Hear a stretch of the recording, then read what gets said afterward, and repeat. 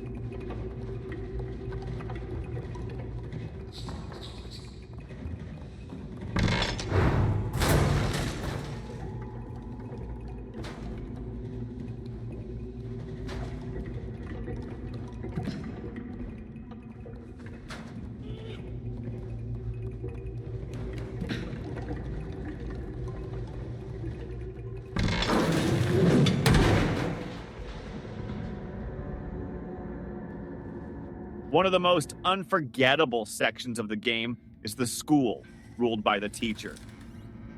She looks human at first, but her grotesque neck stretches unnaturally, twisting around corners to hunt you down. Her students are broken dolls that come alive, chasing you in swarms. The school takes the fear of childhood authority figures and amplifies it into something horrifying. Solving puzzles in this section feels tense because every mistake means the teacher's head snapping toward you. It's a brilliant example of how the game uses childhood anxieties, bullies, strict teachers, feeling powerless, and turns them into nightmarish encounters you'll never forget.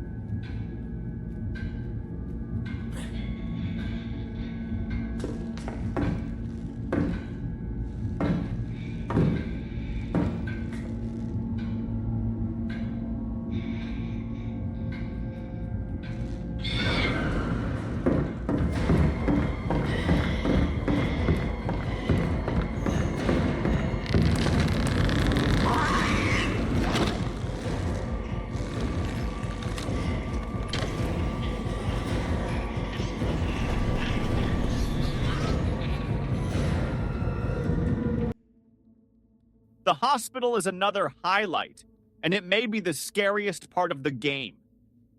Here, you face mannequins that only move when you're not looking. Shine a flashlight on them, and they freeze, but the moment you turn away, they lunge toward you. The sound of scraping limbs in the dark is enough to make you panic, forcing you to keep moving while keeping the light steady. The hospital represents the fear of sickness, doctors, and being trapped, but exaggerates it into something grotesque.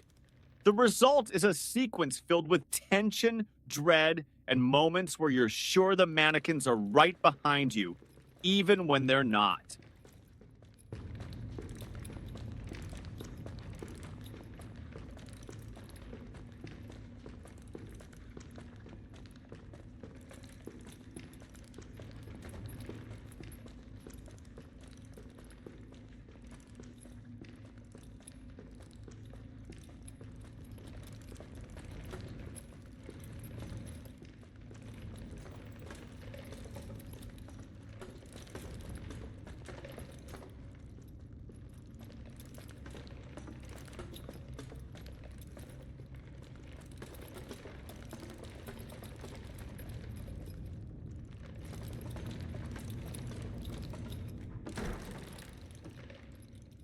While the world is terrifying, the relationship between Mono and Six is at the heart of the game.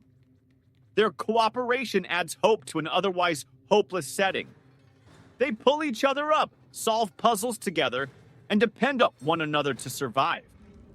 But there's also a sense of fragility to their bond, as if trust is never absolute. Small details in their interactions hint at Six's darker side, making you wonder how much you can rely on her. This tension between companionship and mistrust gives the story emotional depth. It's not just about escaping monsters, it's about navigating a relationship under constant pressure.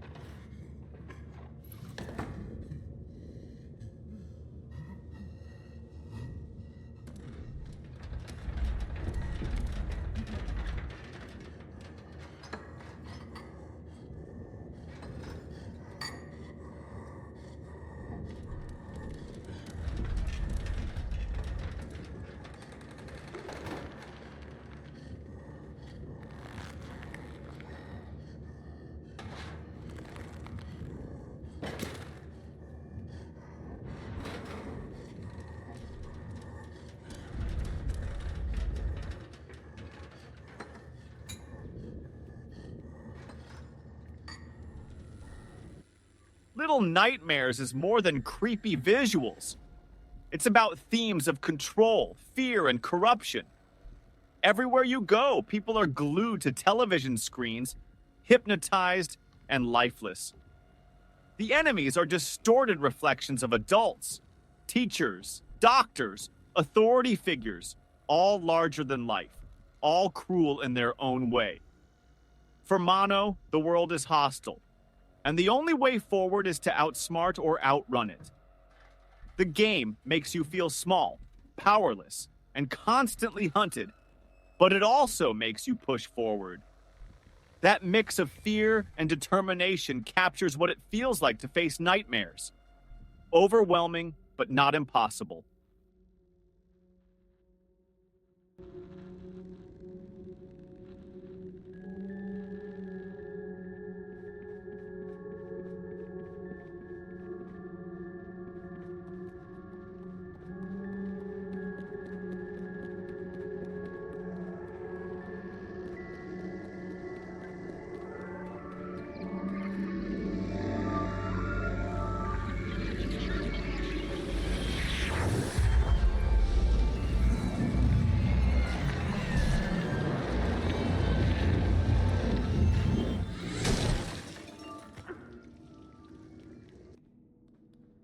The ending of Little Nightmares 2 is as haunting as the journey itself.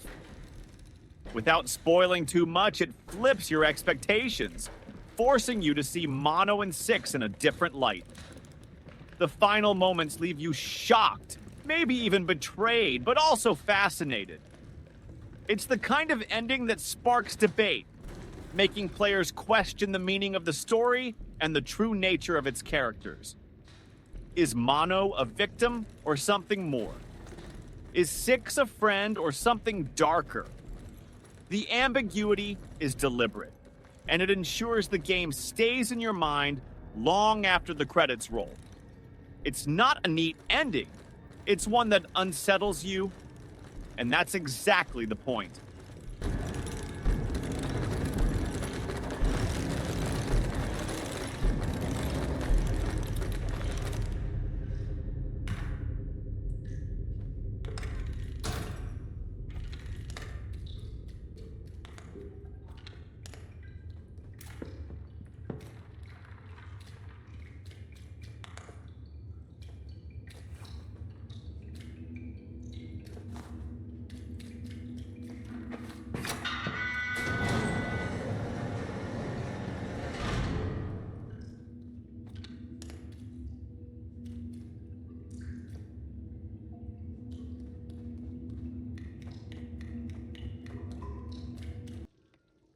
In the end, Little Nightmares Thriller Stim is a masterpiece of atmosphere and storytelling.